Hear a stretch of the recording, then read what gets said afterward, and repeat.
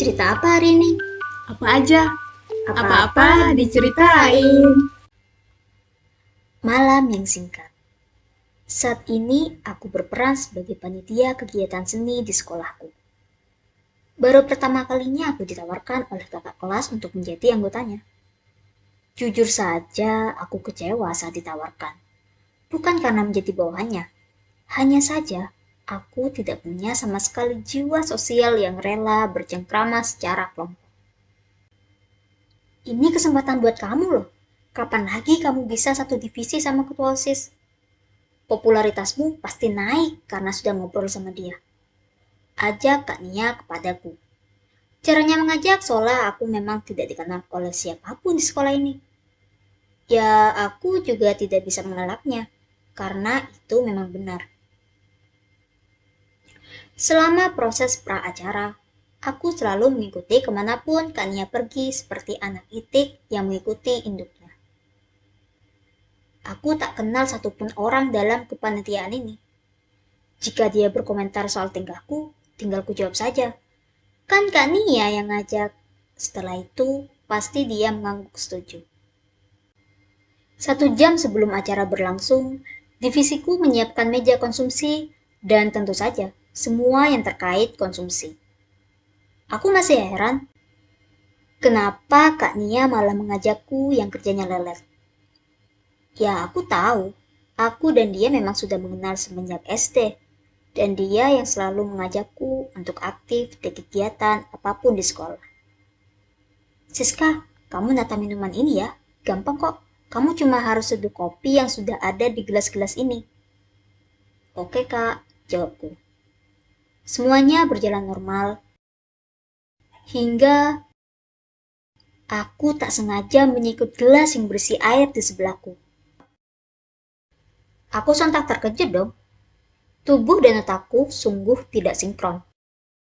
Aku tahu seharusnya segera mencari sesuatu untuk menyeka air di meja dan lantai yang sudah becek ini. Spontan, aku hanya menyeka air yang ada di meja dengan tanganku. Jangan, ucap seseorang. Kardus itu gak dipakai kan? Enggak, itu udah kosong. Coba pakai itu aja. Ah, iya. Aku pun mengikuti instruksinya. Saat hendak kuseka air di lantai, pria itu malah mengambil sobekan kardus dari tanganku. Biar aku aja. Gak usah, gak apa-apa, ucapku yang sepertinya dihiraukan olehnya. Sungguh malam itu sangat kacau. Aku merasa tak enak dengan pria ini. Aku sampai tidak mau dekat-dekat lagi dengan stand minuman. Ya udah, kamu ke belakang aja Ki, masak air. Kayaknya air buat kopinya nggak cukup deh. Nih bawa termosnya, suruh Kak Nia kepadaku. Aku hanya mengangguk pelan karena masih merasa bersalah. Udah, nggak apa-apa, kata Kak Nia menenangkanku. Bagaimana mau baik-baik saja? Aku tahu jika persediaan kopinya cuma tinggal dikit. Di balik stand minuman itu, aku menunggu rebusan air sambil merenungi dan terus mengulang-ulang kejadian tadi. Sampai aku tak sadar, di kejauhan ada sekelompok divisi lain yang tampaknya tengah mencari tempat sampah untuk diletakkan di depan gedung acara. Aku melihat pria yang tadi menolongku. Sesuai insting introvertku, aku langsung membuang muka dan bersikap tenang, seolah-olah memang hanya mengurusi air yang direbus. Aku tahu airnya akan matang tanpa harus aku pelototi. Toh mataku tidak mengeluarkan laser panas yang membantu airnya cepat matang. Hanya saja, aku tak nyaman tiba-tiba ada orang lewat di tengah lamunanku. Sampai acara berlangsung pun, aku tetap hanya mengawasi rebusan air. Termos demi termos pun aku antarkan dan ditukar dengan yang kosong lagi. Tidak efisien memang kedengarannya, tapi mau bagaimana lagi? Jika aku berada di dekat stand minuman itu lagi, nanti malahan akan terjadi kesialan lagi. Siska maaf ya, kamu jadi harus bolak-balik ke belakang buat ngambil air yang baru. Udahlah kak, lagian kan memang aku yang mau.